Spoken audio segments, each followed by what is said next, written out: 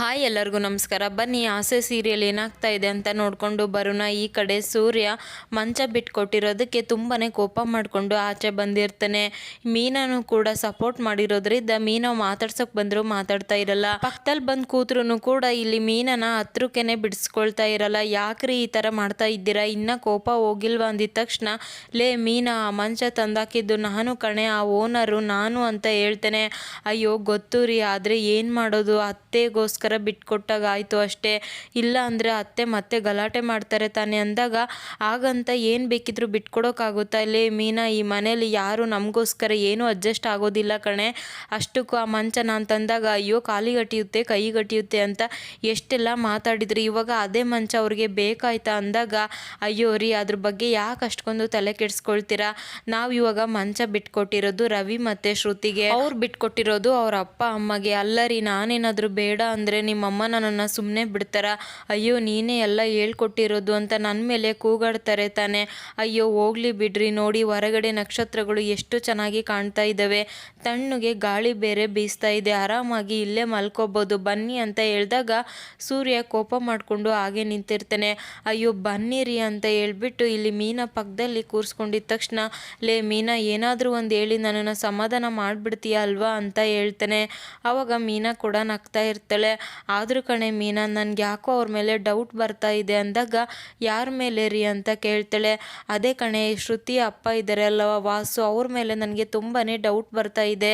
ಅಲ್ಲ ಅಷ್ಟಕ್ಕೂ ಅವ್ರು ಯಾಕೆ ಬಂದು ನಮ್ಮನೆಗೆ ಇರಬೇಕು ಅಂದಾಗ, ಅಯ್ಯೋ ರೀ, ಅದರಲ್ಲಿ ಏನಿದೆ, ಅವ್ರಿಗಿರೋದು ಒಬ್ಬಳೇ ಮಗಳು, ಅವಳನ್ನು ಕೂಡ ಇವಾಗ ಮದುವೆ ಮಾಡಿ ಕೊಟ್ಟಿದ್ದಾರೆ ಅಂದಮೇಲೆ ಅವ್ರು ಬೇಜಾರಾದಾಗ ಇಲ್ಲಿ ಬಂದು 3-4 ದಿನ ಇದ್ದು ನೋಡ್ಕೊಂಡು ಹೋಗ್ಬೋದು ತಾನೆ ಅಂದಾಗ, ಆಗಲ್ಲ ಕಣೆ ಮೀನಾ, ಅವ್ರು ಬರಲಿ ನೋಡ್ಕೊಂಡು ಹೋಗ್ಲಿ, ಯಾರು ಬೇಡ ಅಂತಾರೆ, ಆದರೆ 3-4 ದಿನ ಇಲ್ಲೇ ಇರ್ತೀವಿ ಅಂತ ಹೇಳಿದ್ದಾರೆ ಅಲ್ವಾ, ಅದ್ರ ಮೇಲೆ ನನಗೆ ಡೌಟ್ ಬರ್ತಾ ಇದೆ ಅಂತ ಹೇಳ್ತಾನೆ. ಅಲ್ಲ ಮೀನಾ, ನೀನೇ ಥಿಂಕ್ ಮಾಡು, ಮೈಕಮ್ಮ ಎಷ್ಟೋ ಸಲ ಹೇಳಿದ್ದಾಳೆ ಹಳ್ಳಿಯಲ್ಲಿ ಅಲ್ಲಿ ಇಲ್ಲಿ ನಮ್ಮದು ತುಂಬ ಮನೆ ಇದೆ ಅಂತ.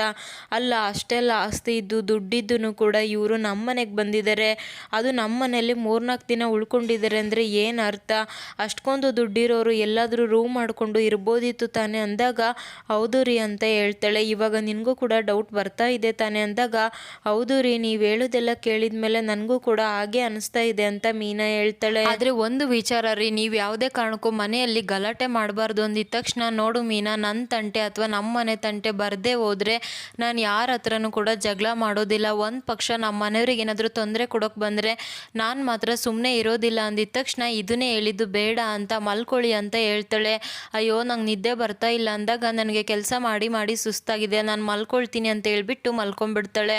ಅಯ್ಯೋ ನಿಮಗೆ ನಿದ್ದೆ ಬರ್ತಾ ಇಲ್ಲ ಅಂದರೆ ಹೋಗಿ ವಾಕಿಂಗ್ ಮಾಡಿ ಅಂತ ಹೇಳಿದಾಗ, ಪಕ್ಕದಲ್ಲೇ ನಿದ್ದೆ ಮಾತ್ರ ಇರಬೇಕಾದ್ರೆ ನಾವ್ಯಾಕೆ ವಾಕ್ ಮಾಡಬೇಕು ಅಂತ ಸೂರ್ಯನು ಕೂಡ ಮಲ್ಕೊಂಡ್ಬಿಡ್ತಾನೆ. ಇನ್ನು ಈ ಕಡೆ ಶ್ರುತಿ ಬಂದುಬಿಟ್ಟು ಅವರ ಅಪ್ಪ ಅಮ್ಮಗೆ AC ಆನ್ ಮಾಡಿ ಕೊಟ್ಟು ಅಲ್ಲಿದ್ದ ಆರಾಮಾಗಿ ಮಲ್ಕೊಳ್ಳಿ ಅಂತ ಹೇಳಿ ಹೋಗ್ತಾಳೆ.